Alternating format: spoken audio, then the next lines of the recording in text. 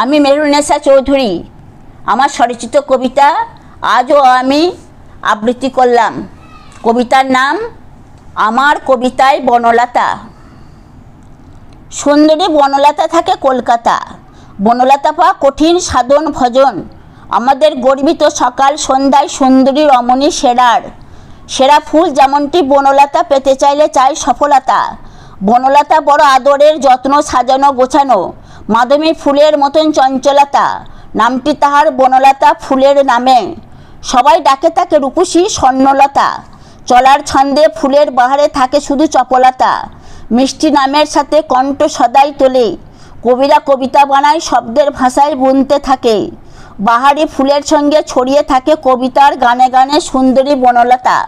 সুন্দর দুটি পাপড়ি পাখনা মেনে চলে হেলে দুলে নাচের ভঙ্গিতে।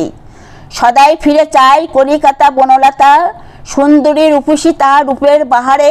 কাঁপুনি জাগিয়ে দিতে দিতে আহারে, বাতাসের মতো আওয়াজ করে বনলতা। মেঘবরণ তার কালো কুচকুচে ঘন কেশরী নাড়ে পিঠে ফেলে, রমণ ভরা ধ্বনি লঙ্কার মতো বাচালতা আমাদের মনোহরিণী বাড়ায়। তাই তো কবিতা বানায় ছন্দে ভরা খাস ফুলে সৌন্দর্য বিকশিত মনুরী আমাদের বাসন্তীর মতো।